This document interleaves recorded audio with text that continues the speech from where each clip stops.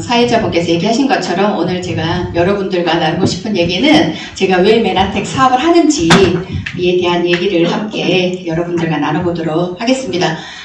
이 빨간머리엔 많이 보셨죠? 저희 세대에 정말 많은 분들이 애청하던 프로그램이었거든요. 제가 또 사실 이 프로그램을 이 영화를 되게 좋아했었고, 제가 기억하는 그 모습은 그 초록지붕, 초록지붕에 있는 그 창틀에서 항상 빨간머리에는 창가에서 뭔가를 저렇게 먼 곳을 바라보는 그 모습이 저한테 되게 각인이 되어 있거든요. 근데 저도 시골에서 자랐거든요. 이제 제가 직장 다닐 때 제가 지리산 골짜기에서 안 믿기죠? 네, 서울 여자 같잖아요. 그쵸? 보시면 네.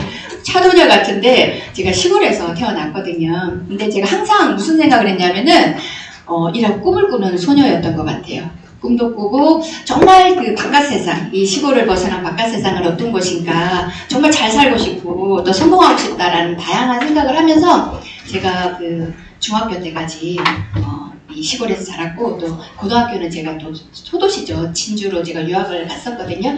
그때 제가 생각했던 거는 왜 제가 이 성공을 하고 싶었는데 바깥 세상을 동경하게 됐냐면은 제가 더 큰 세상을 속에서 성공이라는 걸 할 수 있겠다는 생각이 들었기 때문에 제가 이때는 어떻게든 제가 서울로 가야겠다는 생각을 했습니다. 그래서 처음 제가 꿈꾸고 목표한 게 서울로 유학이었거든요. 그래서 제가 대학을 서울로 유학을 오게 됩니다.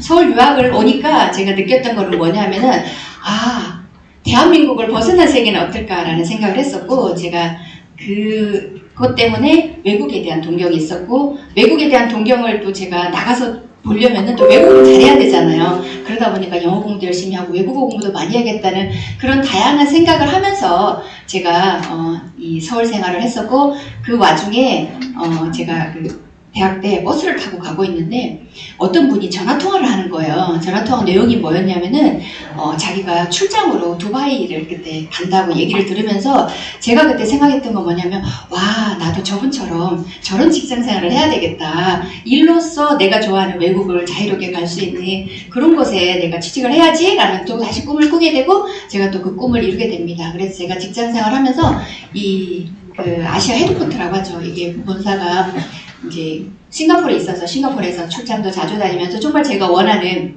그런 사회생활을 했던 것 같아요. 제가 보이시나요? 못 찾겠어요? 네. 보이죠? 예. 다르죠? 너무 촌스럽나요? 이게 2007년도예요. 2007년도고 제가 2004년도에 아이를 출산을 했거든요. 아이 출산하고 3년 후에 저희 모습, 네, 지금이 낫죠. 네, 메나테크 덕분이에요. 근데 제가 이렇게 직장 생활을 열심히 하고 있었는데 아이가 제 맘처럼 이렇게 잘하지가 않는 거예요. 왜냐면 말이 느린 거예요. 한국말 못하는 아이 보셨어요?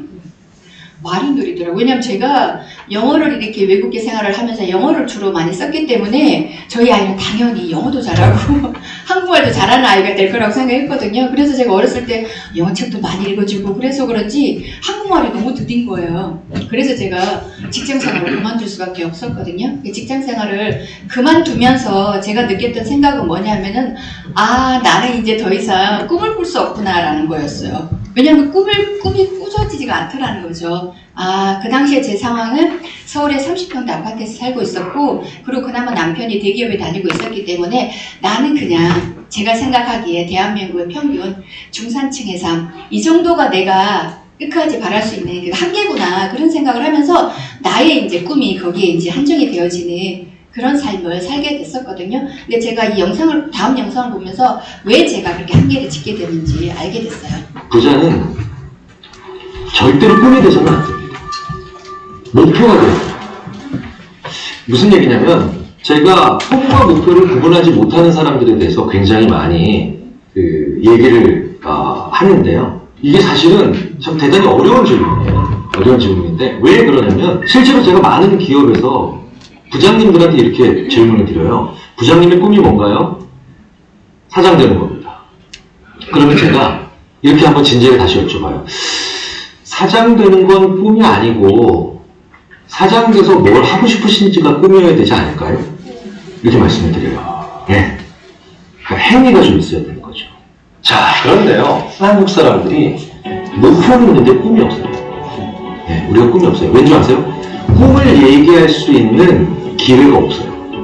왜? 너무 현실성이 없다고, 혹은 지금 네가 해야 될 일이 여기 있다고 생각을 하면서. 그래서 목표는 있는데 대부분 우리가 꿈을 꾸기가 되게 어렵거든요. 위시리스트가 없잖아요. 그런데요, 참 재밌는 건 이 복권이 위시리스트를 만드는데 진짜 좋은 재료가 됩니다. 예. 저는 출장을 자주 다녀서 이제 KTX나 SRT를 자주 타는데요. 서울에서 만약에 부산을 간다, 서울에서 뭐 광주, 목포를 간다 이럴 때 얼마 전부터 재미있는 필기를 시작합니다. 일단 그런데 이걸 하기 위해서 입장권이 필요해요. 그게 1,000원짜리 복권 한 장이에요. 왜? 내 리스트를 그냥 써보려고 했더니 내 양심이 허락하질 않아요.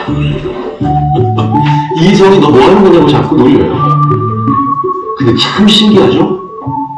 1,000원짜리 복권 한 장을 딱 사서 서울역에다 딱 앉고 그 다음에 선반 펼쳐지니까 거기다 딱 올려놨더니 내 위시리스트를 적어도 아무런 비난이 없어요. 제 양심과 이성에서. 네. 왜? 100억 당첨되기만 하면 얼마든지 어쨌든 0보다는 큰 확률이거든요. 쓰기 시작합니다. 야, 그래서 진짜 시간 잘 가요. 진짜 시간 잘 보고 별 얘기들이 다 나옵니다. 더 신기한 건 내가 맞아 이런 것도 해보고 싶었었지 라고 하는 리스트들이 끊임없이 나와요. 2시간 반 동안 부산을 가는데 진짜 뭐 요즘 말 그대로 숨사 시간이 그냥 갑니다. 자, 그게 바로 확률적으로는 바보 게임이지만 복권의 가장 중요한 기능입니다. 나의 위시를 만들어낼 수 있다는 거죠. 그리고 들여다볼 수 있다는 거예요. 자, 그렇다면 오늘 한 번쯤은 우리의 가족 식사에 이 복권을 가지고 가보시는 건 어떠냐는 거예요. 우리 가족 식사에. 네. 우리 엄마, 우리 아빠, 나의 사랑하는 형제자매들이, 내 아내가, 내 남편이 있는 그 가족의 식탁에 가족의 명수만큼 복권을 한번 사가지고 가보시면 어떨까요? 정말 꽤 많은 가정에서 기적을 경험하게 되실 거예요. 정말 재밌는 경험을 하게 되실 거예요. 저도 한번 이거 해봤거든요.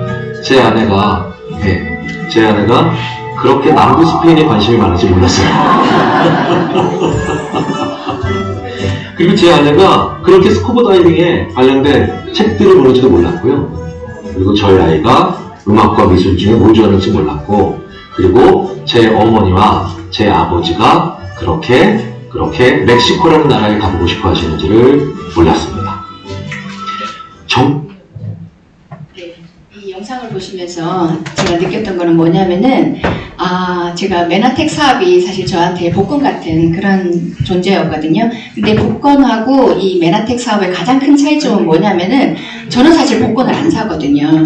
왜냐하면은 이게 당첨 확률도 너무 떨어지고, 제가 그때 생각했던 건 뭐냐면은, 뭔가 복권은 내가 아무 노력 없이 그냥 뭔가 대가가 오는 거는, 이 보상이 오는 거는 뭔가 제가 불안하더라고요. 근데 사실 복권도 구입을 해야 되는 대가는 있잖아요. 근데 제가 메나테크의 가장 큰 차이점은 뭐냐면은 100% 당첨 확률이 있다라는 거죠. 단 조건이 내가 이 사업을 결단하고 끝까지 함께 한다고 하면은 100% 당첨이 되는 일이 이 메나텍 사업이라는 걸 알게 되고, 그래서 제가 메나텍 사업을 받아들이면서 제가 다시, 왜냐하면 꿈을 꿀 수가 있게 됐습니다. 왜냐하면 이 복권의 100억 있으면 사실 누군가 100억이 당첨된다고 하면 내가 돈 때문에 안 될 거라는 생각을 가지고 있는 내 꿈을 제한한 일이 있을 수 있을까요?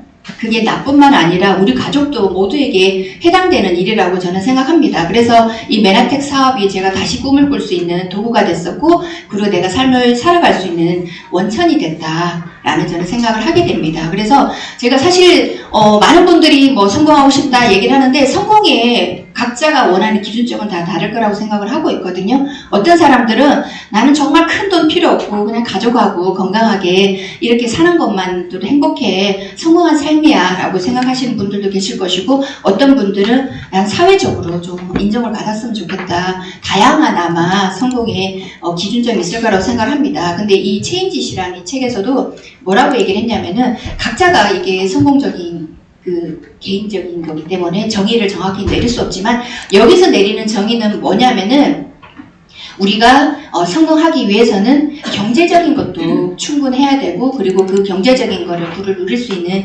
시간도 충분을 해야 된다는 거죠. 그래서 이 두 가지가 균형을 가지고 넉넉해야 된다는, 부족하지 않고 넉넉해야 이게 진정한 성공이다라고 얘기를 하고 있고, 그 뒤에 이분이 얘기하는 거는 뭐냐면은 이런 경제적인 성공 그리고 이 건강뿐만 아니라 관계에 대한 이야기도 하고 있습니다. 그래서 이런 것들이 다 충분히 균형이 갖춰진 상태가 우리가 성공이다라는 이 책에서 이야기를 하고 있거든요. 그러니까 아까 사회자분도 이게 말그릇이라는 책을 소개를 해주셨는데, 저 말그릇에서도 제가 관계에 대한 걸 왜 이렇게 우리가 이 관계에 집착을 할까? 네, 이게 우리가 이 관계에 집착할 밖에 없는 이유가 인간의 본능이기 때문이라는 거죠. 왜냐하면은 우리는 관계 안에서 사람들은 안정감과 소속감을 느끼고 그리고 인정과 사랑을 확인하고 그리고 그 속에서 위로와 용기를 채우고 싶기 때문이다. 그래서 우리가 진정한 성공을 위해서는 관계라는 부분도 정말 무시할 수 없는 부분이다라는 것을 저는 알게 됐고요. 제가 이 메나텍 사업을 하면서 감히 저는 항상 이 얘기를 하거든요. 정말 균형 잡힌 성공이 가능한 것이 이 메나텍 사업이야. 그 이유가 다른 경제적인 성공을 이루신 분들 많이 봤거든요. 그리고 정말 헬스 열심히 하시고 나름 좋은 음식 챙겨 드시는 분들, 건강하신 분 봤어요. 근데 사실 그 중에서도 이 관계의 문제까지 이 세 가지가 다 해결되는 성공을 가능한 거는 사실 저는 찾아보지 못했고, 제가 발견하고 제가 이 지속하고 있는 거는 메나텍 사업밖에 없다라는 생각을 하고 있기 때문에 제가 이 사업을 지속을 하고 있습니다. 그럼 제가 건강에 대한 걸 한번 얘기를 해볼 텐데요. 제가 아까 17년 전이자 2007년도 사진을 보고 놀라셨는데 이 사진도 보고 아마 놀라실 거예요. 여기가 제가 메나텍 그 사업을 만나기 전이에요. 40대, 한 9년 전이거든요. 9년, 10년 전이에요. 그때 제가 이 교통사고 후유증이라고 하죠. 정말 교통사고로 많이 당했어요. 그래서 제가 허리가 완전히 나갔다고 해야 되나요? 허리가 완전히 망가진 상태고, 제가 그때 느끼게 됐습니다. 아, 건강이 문제가 있으니까 우울감도 함께 오는구나. 그래서 제가 보니까 힘들어 보이죠. 근데 제가 이것도 어떤 상태였냐면은 제가 그때 10월, 11월 동시에 교통사고를 당하면서 그 겨울이 너무 힘들었어요. 그 교통사고가 제가 5년 동안은 4번째, 5번째 교통사고였거든요. 그러다 보니까 제가 마음이 완전히 망가지게 되고, 외출을 그냥 할 수 있었던 거는 그냥 한의원 가서 침 맞고, 그리고 식생활도 제가 밥을 할 수 없으니 엉망이 되고, 이러다 보니까 몸이 그렇게 붓기 시작하고, 그 몸무게가 63kg까지 이렇게 증가를 했거든요. 그런데 제가 다시 봄이 되면서 제가 이렇게 살아서는 안 되겠다. 다시 결단하고, 제가 타 네트워크 사업을 그때 하고 있었기 때문에 그 제품으로 이 다이어트 프로그램을 한 거예요. 제가 58kg까지 뺀 거거든요. 어떠세요? 저는 그 당시에 63kg가 되고 그랬을 때는 사진을 더 못 찍었었거든요. 근데 제가 나름 다이어트를 하고 나서 과거에 비해서는 조금 괜찮아졌다고 생각을 했기 때문에 사진을 찍었는데, 지금 보면은 좀 너무 항상 그때 정저 스폰서님께서 저는 이 허벅지만 봤었거든요. 이 허벅지 합이 아시죠? 모르시나 봐요. 하체 비만이라고. 네. 생각을 못해요. 너무 날씨가. 그죠? 네. 그쵸. 맞아요. 과거의 모습입니다. 근데 이 과거의 허벅지 합의가 제가 다이어트를 하고 난 이 모습이거든요. 그런데 제가 얼굴을 볼 생각 못 했는데, 얼굴이 이렇게 우울하다는 걸 사실 상상 못 했어요. 그랬는데 제가 이런 모습에서 제가 클린을 하고, 한 달간의 클린을 했거든요. 하고 제가 66에서 5로 입는 사람이 됐는데 모든 것이 변하게 됐습니다. 제가 그때 다시 메나테크 속에서 희망을 찾게 되니까 제 우울감이 어떻게 됐을까요? 네, 저렇게 긍정적이고 밝은 사람으로 바뀌게 된 이 사실이고요.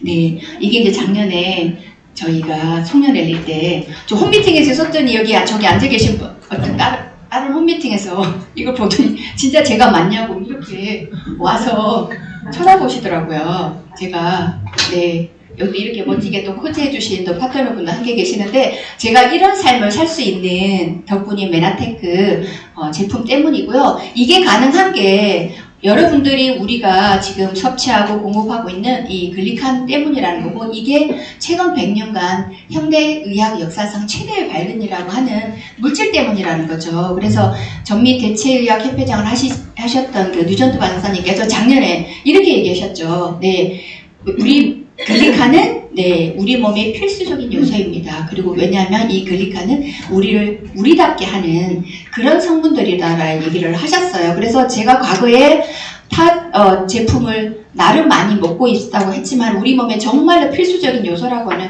글리칸이 부족했기 때문에 제가 원하는 그러한 건강이라든지 그런 외적인 변화가 없었다라는 거죠. 그리고 저는 사실 이 사업을 했을 때 그 21세기를 바꿀 10대 신기술 MIT에서 발표한 이 자료가 정말 저한테 많은 동기부여가 됐던 자료거든요. 왜냐하면 제가 아이를 유학을 보내서 MIT를 보내고 싶은 꿈이 있었어요. 그 얘기는 뭐냐면은 정말 내가 아는 공대 중에서 제일 좋은 대학교라는 거죠. 그래서 MIT에서 발표했다는 거는 제가 안 믿을 수가 없다라는 거죠. 근데 그 MIT에서 세계를 바꿀 10대 신기술 2003년도에 발표를 했는데 여기 글리코믹스라는 게 있었다는 거죠. 그래서 이 글리코믹스에 대한 얘기가 당질학에 대한 큰 관심의 이유는 당질이 인체에 중대한 기능을 갖고 있다는 점 때문이다. 의학적인 가능성은 절대적으로 크다라고 이야기를 하고 있습니다. 그래서 제가 이 10대 신기술을 보고 제가 사실 처음 생각했던 거는 뭐냐면은 내가 경제적으로 여유가 있으면 10대 신기술을 갖고 있는 회사에 투자를 해서 주식을 사고 싶다라는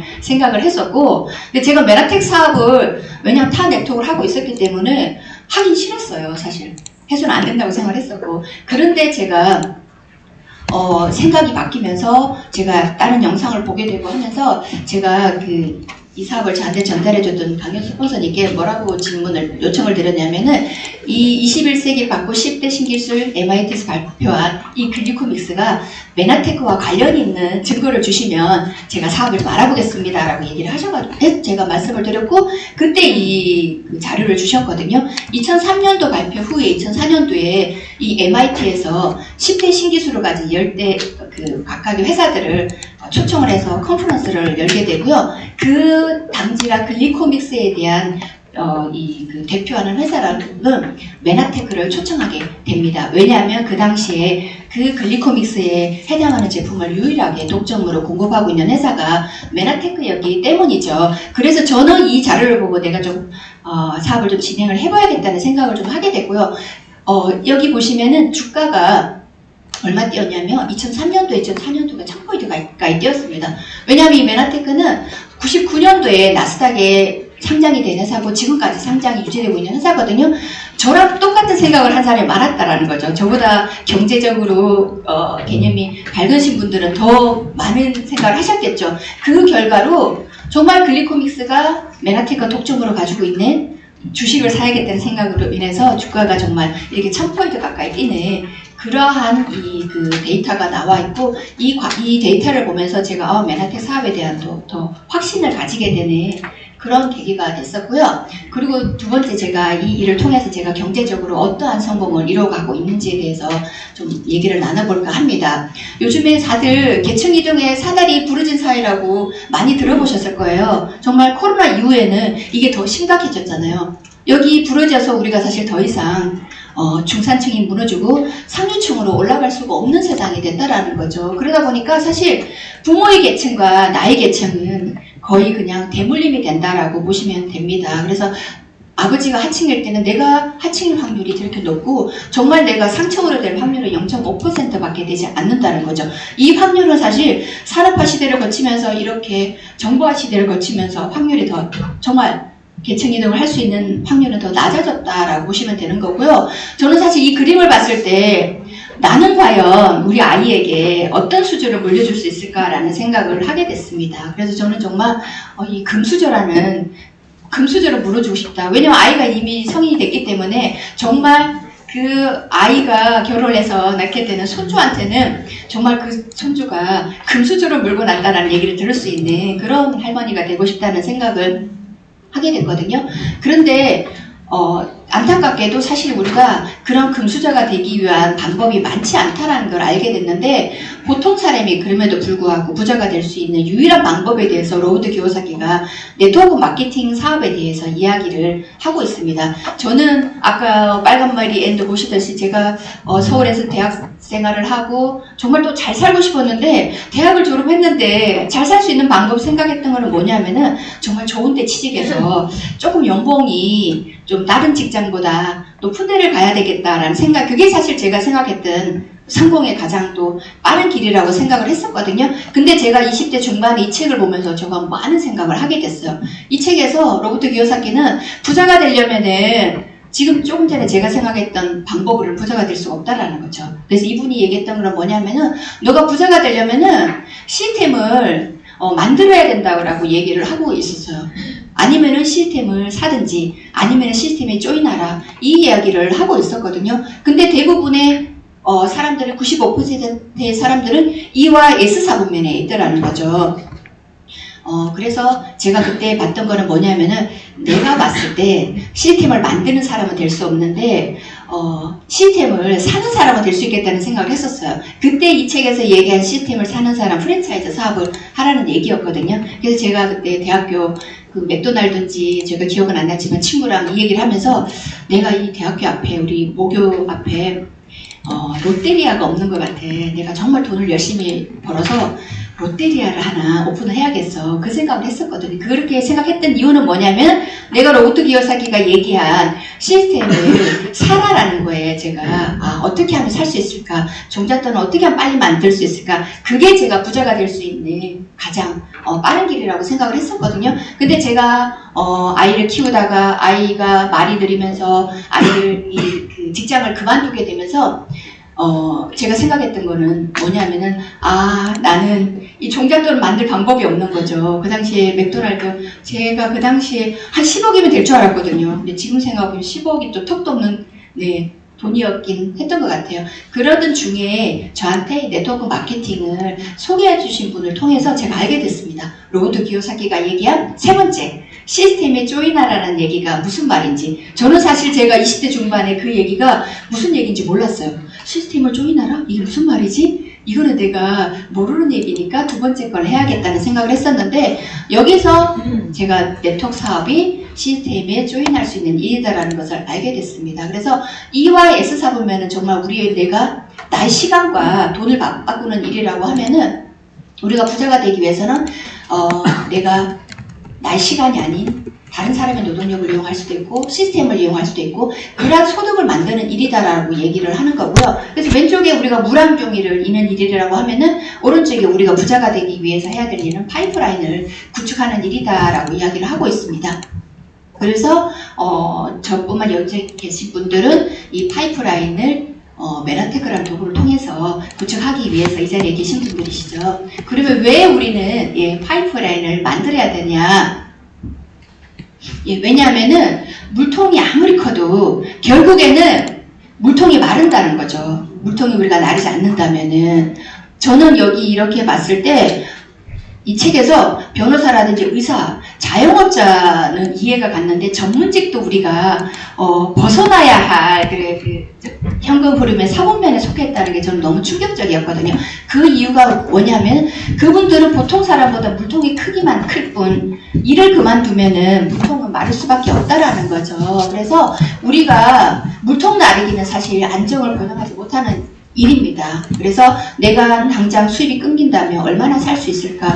그 기준이 내가 지금 현재 나의 그 경제적인 기준이라고 이야기를 하고 있잖아요. 그래서 우리는 반드시 모든 사람들은 사실 파이프라인을 만들어야 되는 상황에 있다고 보시면 되는 거고요. 그러면 이 파이프라인을 어디에 구축을 해야 되느냐는 거죠. 엘빈 토플러가 이런 얘기를 하셨다고 합니다. 돈이 어디 있는 줄 알아야 돈을 번다라고 이야기를 하고 있거든요. 요즘에 가장 많이 듣고 계시는 얘기가 뭘까요? 정말 이거 고령화, 노령화, 너무 근데 아파, 나이 들고 아파, 돈 없이 아파 이런 얘기를 많이 들으셨을 거예요. 그러면 이 얘기를 가장 많이 들었다라는 얘기는 뭐냐면은 앞으로 돈이 되는 곳이 이곳에 있다라는 거죠. 그래서 저는 파이프라인을 제가 알고 있는 여러 가지 방법이 있겠지만은 저는 여기에 이 폴 제임 필저가 쓴 다음 새로운 백만장자들이 얘기한 웰리스 산업에 제가 이 파이프라인을 구축을 해야겠다는 생각을 했고 지금까지 그 파이프라인을 열심히 구축을 하고 있는 상황입니다. 그래서 왜 이게 돈이 될 수밖에 없느냐? 우리 자동차 산업이 사실 1,800조의 시장이었다고 하거든요. 근데 IT 산업은 3,800조 시장이라고 합니다. 근데 21세기의 웰리스 산업은 8,000조의 시장이라고 이야기를 하고 있거든요. 그래서 여기에는 우리가 정말로 다음 세대에서 백만장자가 나올 수 있는 정말 유일한 길이 아닐까라고 저는 생각을 해보고 그 길에 이 메나테크가 선두 역할을 할 거라고 저는 생각을 하고 있습니다. 그리고 골드만삭스에서는 건강식품과 네트워크 마케팅이 만났을 때는 어떻게 되느냐, 정말 거역할 수 있는 메가 트렌드라는 거죠. 그래서 저는 사실 이 사업을 시작했을 때 여러분들이 겪었던 것처럼 저도 많은 반대를 겪었고 노를 겪었거든요. 하면 안 되는 일이라고. 그런데 제가 그분들이 얘기를 듣지 않았던 이유가 저는 그분들의 얘기보다 이러한 공신력 있는 자료를 믿었다라는 거죠. 이러한 자료, 골드만삭스 잘 모르지만 들어보신 분들 중에 여기 취직하면 너무 좋으실 것 같지 않으세요? 그 얘기는 뭐냐면은 이 골드만삭스에서 발표하는 걸 믿어도 된다라는 얘기라는 거죠. 이 자리에서 여기 건강과 웰리스가 그리고 네트워크 마케팅과 만났을 때는 정말 큰 기회가 되는 일이다라고 얘기를 하고 있기 때문이죠. 그래서 저는 이러한 자료를 믿고 네트워크를 구축을 하고 지금까지 사업을 진행을 하고 있습니다. 그래서 이렇게 사업을 진행을 하고 네트워크를 구축하면서 정말 다양한 인정과 보상을 저는 누리고 있는데요. 네, 메나테크는 경제적인 것뿐만 아니라 이러한 일을 통해서 다양한 인정을 우리한테 해주고 있습니다. 다양한 여행 보너스가 있고요. 그리고 이러한 정말 이게 무슨 이 사진이냐면은 제가 유튜브 촬영을 하면서 찍었던 사진이거든요. 제가 연예인이 된 느낌이 들었어요. 초창기 우리가 코로나 시대에 이제 오프라인 강의를 못하면서 유튜브로 대체를 했을 때 본사에서 제가 인터뷰를 하는 그런 모습이고요. 그리고 제가 큐티앱의 실버 PD가 됐을 때 이렇게 무대의 주인공 영화 배우가 시상식에 뭔가 대단한 수혈을 하고 있는 것 같지 않나요? 제가 진짜 보통 평범한 정말 아줌마가 될 수 있는 그런 사람에서 이러한 이 보상을 인정을 누릴 수 있는 사람이 됐다는 게 과연 어떤 이 수단이 있을까라는 생각을 해봅니다. 그리고 이렇게 셀러브레이티지에 나의 성공 스토리를 이렇게 실릴 수 있는 그런 제가 나름 성공자의식을 갖고 있는 그런 사람이라고 제가 자부할 수 있고요. 그리고 정말로 다양한 여행을 하고 있습니다. 국내 여행 스테이업 캠프를 갔었고요. 이번에 이제 저희가 GIP 여행으로 3월 12일 날 파타야에 여행을 가고 있거든요. 제가 사실 서두에 말씀드렸듯이 저는 정말로 외국을 좋아하는 사람이거든요. 자주 가는 것도 좋아하고 한국뿐만 아니라 외국에서 반반 살기를 원하는 사람이기 때문에 그러한 꿈을 갖고 있는데 그러한 꿈을 이룰 수 있는 가장 좋은 일이 네트워크라는 사실을 생각을 했었고, 제가 직장도 외국 회사를 갔던 이유가 이를 통해서 사실 외국을 나가고 싶었는데, 사실 저는 메나테크라는 사업을 통해서 정말 이런 다양한 인정을 통해서 내가 이렇게 누려도 되나 싶을 정도로 1년에 몇 번씩 해외여행을 하는 그런 사람이 됐다라는 거죠. 그래서 정말 이렇게 나와 파트너들께 나트랑에 가서 정말 즐거운 시간도 보내고, 그리고 코로나로 인해서 제주도에서도 이렇게 시간을 보내는 그런 사람이 됐고요. 그리고 작년에 발리에서 이렇게 또 즐거운 시간을 함께 보내는 이런 사람이 됐습니다. 그리고 또 GIP와 다르게 사실 이러한 그 PD 서밋은 여기 보시면 고품격 세계 여행이라고 하잖아요. 그래서 정말 이걸 경험해 보시면은 이 고품격이라는 게 이런 걸 얘기하는구나라는 걸 저는 또 새삼 경험을 하고 있거든요.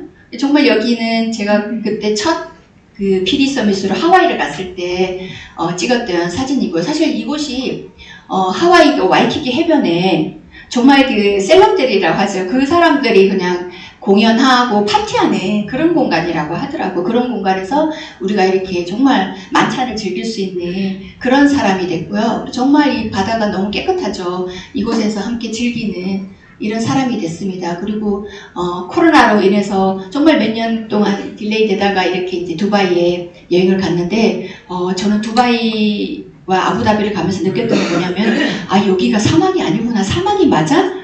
라는 생각이 들 정도로 너무 그 초록초록함을 보면서 제가 정말 많은 생각을 하게 하는 그런 곳이었거든요. 그리고 이렇게 밤에 그걸 뭐라고 하죠? 사막 투어. 네, 이곳에서 정말 1인당 50만 원에 해당하는 투어였다고 하더라고요. 정말 여기서 그 사막에서 이런 이 파티를 하면서 정말 행복하다는 생각을 하게 하는 그런 시간이었고요. 그리고 작년에 정말 열정 그 이상이 무엇인가라고 제가 보고 온 스페인 여행을 다녀오게 됐습니다. 이 사진을 왜 넣었냐면은, 이 사진이 어떤 사진이냐 하면은, 네. 이 컨셉이 뭐냐면 노출이에요. 이 컨셉이 노출인데, 저기 노출을 안 하고 계신 분 계시지 않아요?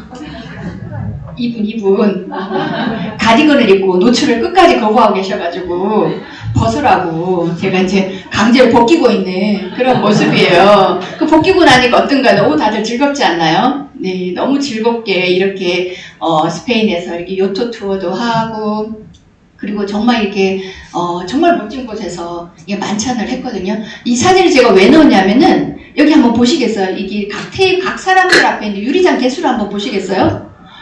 다 이게 와인잔이더라고요. 정말 이게 스페인을 와인을 물로 마시는 그런 곳인데, 화이트 식사 나올 때마다 와인의 종류가 달라지더라고요. 그러면서 각각의 와인이 다양하기 때문에 이렇게 다양한 유리잔을 이렇게 두면서 제가 이런 호사를 좀 누리는 그런 여행을 한번 해봤고요. 저는 사실 그 스페인 여행에서 가장 좋았던 건 뭐냐면은, 저 아이에 대한 사실 와이가 좀 컸기 때문에 맨하탄 사업을 지속을 했었거든요. 아이를 유학을 보내고 싶다. 아이한테 정말 뭔가 원하는 걸 다 스포트해 줄 수 있는 그런 엄마가 되고 싶다는 생각을 했었는데, 안타까웠던 거는 뭐냐면, 그 메나테크 덕분에 아이를 유학을 보내다 보니까 이런 정말 다양한 보상을 아이와 여행을 한 번도 가지를 못했어요. 근데 이번에 이 스페인 여행이 저한테 더 뜻깊었던 거는 뭐냐면은, 아이가 이제 대학 1학년을 마치고 군대 가기 위해서 시간이 있어서 함께 여행을 갔다라는 거죠. 그래서 아이가 바르셀로나 하면은 뭔가 축구, 네, 아이들이 축구장에 가서 축구를 정말 직관하는 그런 모습들이거든요. 그래서 이런 사진을 찍을 수 있는, 정말 행복해 보이죠, 이 표정. 정말 축구를 안 좋아하는 아이들 같아요. 여기 조수연 사장님 자녀분 이묘 사장님 사장거든요. 그럼에도 불구하고 이 분위기에 압도당하는 그런 게 무엇인가라는 생각을 하게 됐습니다. 그리고 경기를 마치고 너무 애들이 뿌듯해하고 즐거워하는 이런 모습들을 보면서, 아, 정말 내가 이런 거를 아이들한테 행복을 선사해 줄 수 있는 부모가 됐다는 게 사실 너무 감사했거든요. 그리고 요트에서 이렇게 잘 안 보실 거예요. 다 그 지난달 이 스페인 여행에는 2세들이 거의 다 많이 참석을 했거든요. 여기 조수연 대표님, 사장님, 이명 사장님, 송한영 사장님, 여기 이제 얼마 전에 군대 갔다고 유충희 사장님, 김준, 네, 우리 아들도 군대 갔습니다. 한 달 먼저 갔어요. 그래서 이런 아이들이 정말 이렇게 자유롭게 놀 수 있는, 그리고 만찬 끝나고 이런 모습. 그리고 정말 이 플라밍고라고 하죠. 플라밍고 맞죠? 네. 그 자리에서 이 공연을 하고 있는데 스스로 올라가 보겠다고. 그래서 정말 올라가려고 하니까 올라오라고 해서, 근데 우리 아들 정말 저처럼 약간 내성적인데 와인을 먹고 내가 술김에 올라갔거든요. 정말로. 근데 그랬던 이유가, 여기 올라가고 싶어 하는데 동생들이 주저주저 하니까 오빠가 같이 해주면 애들이 할 것 같아서, 그래서 자기가 일어났다고 하더라고요. 근데 이 영상을 보더니 그날 술이 좀 깨니까 자기가 정말 흑역사라고 보여주지 말라 이렇게 얘기했는데, 이렇게 정말 행복한 시간을 보냈던 아이가, 제가 여행을 갔다 오고 나서 제가 아이한테 그 얘기를 했거든요. 엄마 대단하지 않아? 네, 그랬어요. 엄마 대단하지 않아? 그랬더니 아이가 뭐라고 그랬냐면은, 엄마 대단하죠. 근데 엄마만 대단한 게 아니라 그 자리에 아이들을 이렇게 스페인 여행으로 이렇게 데리고 온 엄마들 다 대단하신 분들이라고 이렇게 얘기를 하더라고요. 그러면서 하는 얘기가, 엄마 골드피드를 가려면 어떻게 하셔야 되냐고. 그래서 엄마가 이제 한 줄을 더 해야 돼. 그랬더니 저 어떠세요? 이러는 거예요. 너무 좋지. 그럼 어떻게 해야 되냐고. 어렵지 않아. 너가 제품을 써보고 좋은 제품 친구들한테 같이 쓰자고 얘기하면 돼. 잘 못할 것 같은데? 아니야, 잘할 수 있어. 우선 군대를 갔다 오렴. 이렇게 얘기를 했거든요. 정말 1월 22일 날 군대를 갔어요. 여기 있어요, 여기. 논산훈련소 갔거든요. 근데 제가 사실 모르겠어요. 아까 유충희 사장님 그때 막 울지 말라고, 주변 사람들 울지 말라고 되게 많이 얘기했거든요. 근데 아이가 같이 있다가 내려갈 때 사실 좀 눈물이 나더라고요. 근데 집에 오는데 눈물이 안 났어요. 근데 제가 생각을 한 게 뭐냐면 내가 감정이 너무 메말랐나? 그 생각을 했는데 왜냐하면 제가 아이 거의 7년간 그 유학생활 하다 보니까 떨어짐이 익숙해졌고 왜냐하면 제가 캐나다 갔을 때보다 너무 안심이 되는 거예요. 왜냐하면 외국에 보냈는데 한국에 있잖아요. 같은 한국에 있고 제가 아이한테 그랬거든요. 허나 엄마 너무 미안한 얘기인데 나 너 추운 데서 정말 훈련하면서 고생할까봐 걱정 하나도 안 돼.